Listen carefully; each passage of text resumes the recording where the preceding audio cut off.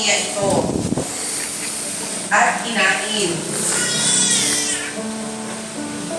At sabi ko dito, pinaghati-hati niya yun, ibinigay sa mga alagad at sinabi, kunin ninyo ito at kainin.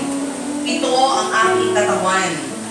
Pagkatapos, tumakot siya ng kopa, nagpasalamat sa Diyos, at ibinigay iyon sa kanila. Sinabi niya, uminom kayong lahat nito, sapagkat ito ang aking dugo. Pinapagtibay nito ang tipan ng Diyos. Ang aking dugo ay mabubuhos para sa kapatawaran ng kasalanan ng marami. Sinasabi ko sa inyo, hindi na ako iinom nitong alak na mula sa ubas hanggang sa araw na ako'y muling uminom nito, nakasalo ninyo sa kaharian ng aking Ama. Purihin po ang ating Panginoon. Sa isang saglit lamang po ay malaman po natin ano nga po ba yung sinasabing Holy Communion.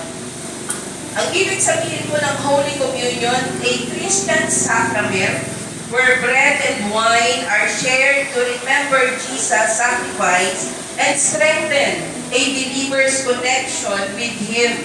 So ang banal na hapunan o ang Holy Communion ay isang sacred na gawain ng pag-aalaala para sa sakripisyo ng ating Panginoon sa krus na ang bunga nito